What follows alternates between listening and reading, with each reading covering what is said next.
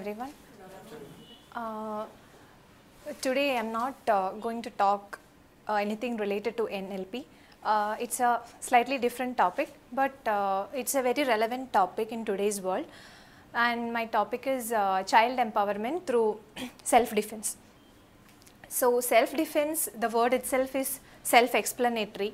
It means self-help or safeguard or self-protection, to be safe from something. So when we are talking about children, to be safe from something, and that something in their words will be danger. When you ask children what is the opposite of safety, they'll automatically say it is danger. So when we talk to children, we ask them, so what are, give me some instances of danger, or give me some examples of danger. So when I organize campaigns in schools in Cochin. My campaign's name is, it's an NGO basically, its name is Swaraksha, and that Swaraksha, the term itself means self-defense. So when we approach kids, we ask them give us some instances of danger or examples of danger. They always tell that going to a balcony and then leaning forward is a danger thing, and in their words, or then putting the hands into the socket, mummy will say it is not safe. So that is an clear example of danger. We get it from the children itself. So when we talk about self-defense, why do we really need self-defense, or why do we need to tell this thing to children? And the reason mainly is because children now, especially from standard 1 to 5, they are in a most vulnerable age group, and they are often being subjected to many types of abuse. So when I talk about abuse, abuse doesn't always have to be sexual. It can be physical, emotional, or even neglect. So physical, you all will be very aware of that physical thing, like striking or hitting a child with an object can be a physical abuse. And emotional abuse can be bullying. Bullying is an example of emotional abuse. And neglect. Neglect means suppose I have the capacity to financially sponsor my child's education, and I am not giving him or her. That is a neglect. If I have the capacity, I means as a parent or caregiver or anybody for that instance who is taking care of the child, and he has the capacity to give education or shelter or clothing or whatever to the child, and he is not giving it, that's a clear example of neglect. So whether it is a emotional abuse or a physical abuse or a neglect, it will have psychological problems on the children. They can have behavior issues, depression, anxiety, and sometimes it can lead to problems like anorexia and bulimia. Anorexia is actually loss of appetite, doctor might be knowing. Yes, loss of appetite, and bulimia is another disorder where they take in food and then they voluntarily vomit it out. It's a disorder. It's a serious disorder. We don't actually, when yesterday Ajit was telling me, we have often heard about all these things. Can you talk about something else? But actually, did you ever think of such a condition? Did you ever? You didn't. So that is there. Not everybody is aware of. Even you might be aware of, when you think about, when I say abuse, first thing that will go into your head is sexual abuse. But it's not that. Physical harassment is also an abuse. So in today's world, like he said yesterday, for instance, I'm telling you, in last year in Bangalore, we had a differently abled child, an autistic child, who was subjected to physical abuse, sexual abuse in her school by 2 instructors, gym instructor or swimming sir. So she was a kid with autism. Autism children can have behavior issues. So when she was abused, she was told that you are being punished because you have behavior issues. So she suppressed it, and her mother couldn't spot it out for 5 days. That is unimaginable. I have 2 children, and my daughter is 8.5, 9 years old. So as a mother, I couldn't sleep. I didn't sleep for 2 days, and like-minded mothers also. if you can really feel it, and I don't think fathers can too, because it's the same feeling. So it is this that led us to, I am a part of various forums, autism forum for mothers, and there are a lot of forums online. I'm a part of that. So we were thinking, Anu, what can we do to, rather than just feeling helpless, because in our case, we are in India, Indian judiciary will not do anything. That is what we have seen in most of the cases. If you take Soumya's case, Govinda Chami, what is happening? He is just getting bigger day by day, eating the food in jail. So where is the justice? So what we can do is, we should empower our children. That is what we can do. Rather than just spend sleepless nights and feel helpless, you can start it from your own home, and that is what we are doing at Swaraksha. And so coming to that part, or how we can do it, and self-defense is not actually about learning karate or kung fu or anything. It's not. That is also a part of it, martial arts, but it is actually spreading awareness. You can do it in your own home, to your own children, girl or boy, both of them. Abuse has no sex or age or anything. It can happen to a boy or a girl. So if you have a daughter, no? Yeah, you can start at a very young age. When we do Swaraksha in school, I'll just tell you how we do it. So you can do it to your own kids, maybe your grandchildren or your nephews, nieces, anybody, your uncles, aunts, daughters. That is, if the kids are very small, like say 2 to 5 years, 6 years of age, how will you teach them? It's very difficult, because it's a very sensitive topic and they won't understand. So you can just help them identify their private parts, and you can tell them that you have to say a no if anybody other than your mother or a doctor in the presence of your mother touches these areas. So in our case, from 1 to actually 8th standard, when we show a picture of a girl, and I can actually show you a demo how we do it. Can you come forward? So imagine that she's a kid, 9-year-old kid, yeah, like my daughter.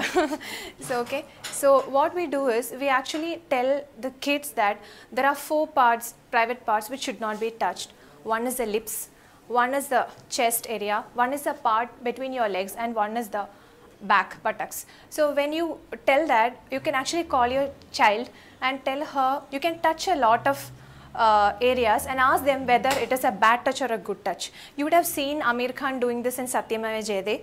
You can do it on your kid too. So if I am touching her, so I had demonstrated 4 areas just now. So those are the private parts or the danger parts. I am touching her here. Is this a good touch or bad touch? It's a good touch. I am touching her here. Is it a good touch or bad touch? Bad touch. I am touching her here. Yes. So that's it. So you can show like this. So in those areas which is a good touch, I was actually touching her. And those area which is a private part, I did not touch her, which means it is not to be touched by others. Others in the sense, only mothers can touch them, or doctors in front of the parents. Thank you, Krishna Priya. So that way you can show to your kids if they are very young. For the teenagers are often prone to befriending with the stranger group through Facebook, WhatsApp, or whatever online. We call them online predators actually.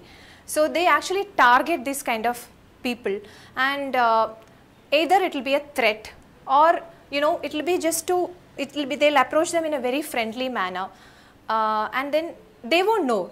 That is a technique called grooming. Grooming is the process this guy, the predator, takes the tactics or the tricks he does to gain the trust of the person, of the child, teenager maybe.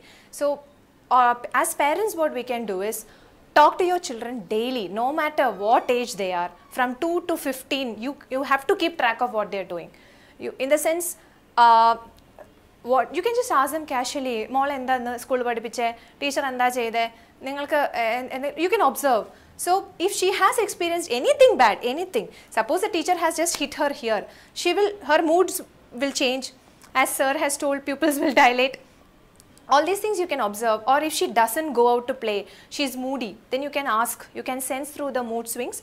Why this child abuse, or when they are subjected to abuse, it doesn't come out often, because sometimes a child doesn't know that they are being abused. And 90, not 90, maybe 70% it will be a family member, an uncle or a neighbor or a friend. Anybody can do it, anybody can be an abuser.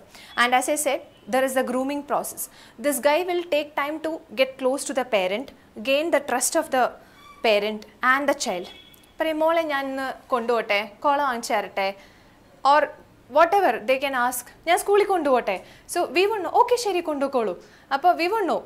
I'm not saying everybody is like that, you can't generalize. So just to be cautious. So this is a message we are giving to parents and general public, and there are a number of videos online. In YouTube you have the video called Komal, which is being shown by Childline.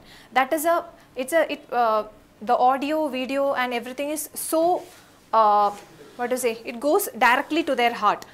The children, it portrays a matter of child abuse in a very grave manner and serious manner, and also they say that it is not a difficult thing. It is very easy to come out of such a thing. So as a parent, what we advise them is to daily talk to your kids, observe the mood patterns or the mood swings if they have, and then you can advise them on, tell them that we are there with you. And also to children you can say that they have to identify a person whom they trust, like that can be a mother or a father or any person, teacher, to tell them that I trust you, you are my most favorite person. So you can ask them what happened in your daily life in school. They will slowly open it out. And even to children, what you can say is, learn to say no to things you don't like, people you don't like. Suppose as a father, you don't have to go and say that, Mole ayalda madil poirunnu irunirunne. Avashyilla. Even if it's an uncle, don't pressurize your children. If they don't like, let them be free. If they don't like, respect their wishes. So you don't have to force anybody. Like if she is going in a van to a school, you don't have to go and say, "Mole van driver ko shake hand kodutte, uncle ko shake hand kodutte, allige umma kodutte." It is not needed, because he is a stranger. As I said, even anybody can. Small kid also. Yeah. Even a 1-year-old. You can tell. Yes. That is what I said. That is the rapport between the parent and the child. You have to start it at a very young age. Not this issue. You can talk to them. Because generally at this age, relatives will ask as a parent, we shouldn't. I said don't force. I said don't force. Because we can't make out who is an abuser. It's a very. Yes. Yeah, as a teacher, she is doing it in her school. My wife used to say that it is okay that it is here. Yes. No, you know she it. Very particular. Yeah. So to children, that is the way you can teach, learn to say no, and then you can show them the videos that are available. There is one more video apart from Komal, which is Arpan. So we are making our own short story right now. It will come out in a few more months. It is being produced by Rotary Club Technopolis. So the ideas are our volunteers. We have given them the ideas and it is basically a story of a 7-year-old child. So I think it will come out, and I'll let you know how it is. The story is written by Anu. Yeah, it is being, some changes are being made.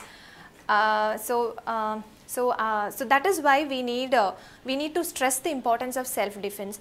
And to schools, what we are saying is, usually when the schools appoint the swimming sir, music teacher or dance teacher, they don't stress on the background check. They don't do a background check normally. Most of the schools. If you do that, it will be good.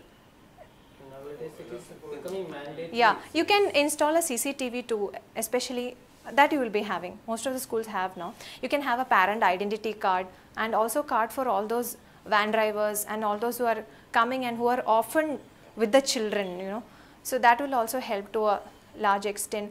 And then another thing is to include a self-defense class. If you can teach yoga, music, why not a karate class? That is, yeah, taekwondo is there. Kung fu, lot of self-defense techniques are there. So you can teach that also. So So self-defense is not about martial arts alone, it is also empowering the children, preparing them from a very young age itself on building their self-confidence, as well as to say a no to what they don't like, and you know, give respect to themselves, and just feel confident and take on the world. So, thank you. Excellent, excellent. Thank you, sir. Who is going to give feedback?